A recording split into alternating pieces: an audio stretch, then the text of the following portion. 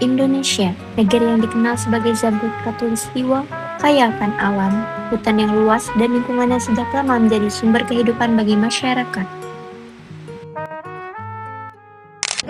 Sejak dahulu, manusia dan alam hidup berdampingan, saling menjaga dan saling membutuhkan satu sama lain.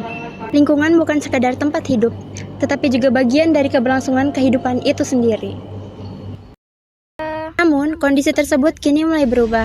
Kerusakan alam terjadi di mana-mana akibat ulah manusia yang mulai tidak terkendali. Dalam Undang-Undang Nomor 32 Tahun 2009 tentang Perlindungan dan Pengelolaan Lingkungan Hidup, tepatnya pada pasal 67 yang berbunyi, setiap orang berkewajiban memelihara kelestarian fungsi lingkungan hidup serta mengendalikan pencemaran dan atau kerusakan lingkungan hidup. Ketika kewajiban tersebut diabaikan, tidak hanya alam saja yang dapat merasakannya, tetapi juga dapat dirasakan oleh manusia itu sendiri.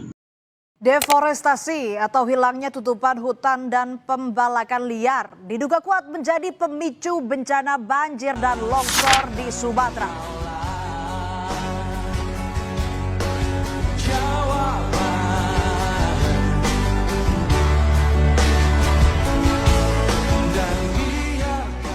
Perubahan ini tidak hanya dapat dilihat oleh kasat mata, tetapi juga dapat dibuktikan oleh berbagai data.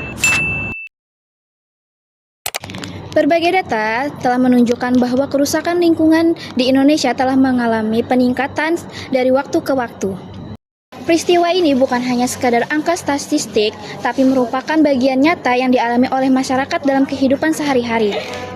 Padahal dalam hukum, Indonesia telah memiliki aturan dalam Undang-Undang Nomor 32 Tahun 2009 dalam pasal 65, di mana di sini ditegaskan bahwa setiap orang berhak atas lingkungan hidup yang baik dan sehat. Dampak dari kerusakan lingkungan itu nggak cuma dirasakan dari satu pihak, tapi menyebar luas ke berbagai aspek, mulai dari banjir, perubahan cuaca yang tidak menentu, polusi udara, sampai kesulitan air bersih. Itu semua menjadi tanda bahwa lingkungan kita sedang tidak baik-baik saja. Ketika lingkungan rusak, otomatis manusia sebagai bagian dari ekosistem juga ikut terkena dampaknya. Hak manusia untuk hidup di lingkungan yang baik dan sehat jadi terancam. Padahal hak ini sudah dijamin dalam Undang-Undang Dasar Negara Republik Indonesia tahun 1945, khususnya pasal 28H ayat 1 yang artinya lingkungan yang baik bukan cuma kebutuhan, tapi juga hak yang wajib untuk dilindungi. Di tengah berbagai permasalahan yang terjadi, sebenarnya masih ada harapan untuk kita memperbaiki kondisi lingkungan yang telah rusak. Perubahan tidak hanya dapat dimulai dengan langkah yang besar atau kebijakan pemerintah, namun kesadaran kecil dari setiap individu dapat menentukan langkah awal dalam menjaga lingkungan. Ini adalah salah satu contoh dari pengerukan tanah, di mana pengerukan tanah tersebut dapat dilakukan untuk pembangunan gedung, infrastruktur, atau semacamnya. Nah, dalam pengerukan tanah ini juga dapat menyebabkan rusaknya struktur permukaan bumi, teman-teman. Dalam hukum lingkungan, kita mengenal adanya prinsip tanggung jawab dan keberlanjutan, di mana setiap aktivitas manusia harus memperhatikan dampaknya terhadap lingkungan dan harus tetap menjaga keseimbangan alam. Artinya, tiap kegiatan yang berpotensi merusak lingkungan maka harus diiringi dengan solusi dan upaya untuk mencegah atau pemulihannya. Hukum lingkungan hadir bukan hanya untuk menghukum para pelanggar, namun juga untuk memastikan bahwa pembangunan tetap berjalan tanpa harus merusak lingkungan. Kita masuk ke sesi wawancara. Let's go! Selamat siang Ibu. Siang juga. Kami dari mahasiswa hukum. Oke. Ingin mewawancarai Ibu, apakah boleh? Boleh. Oke, baik. Terima kasih Ibu. Oke. Nah, saya tuh ingin bertanya, sejak kapan sih pengerukan di sini terjadi? Kalau sejak kapannya Ibu lupa. Iya. Cuma ya kayaknya sih memang sudah lama. Cuma kapan-kapannya itu Ibu lupa. Ada mungkin sekitar setahun. Kayaknya ada sih. Lebaran ketemu Lebaran ya kayaknya ada setahun. Dari 2025 gitu ya? Ya kayaknya sih. Kayaknya iya barengan yang sama drainase ya kalau nggak salah. Barengan sama drainase. Terus saya mau tahu lagi Bu, apa dampak yang dirasakan Ibu sama masyarakat sekitar sejak ada pengerukan tanah di sini gitu?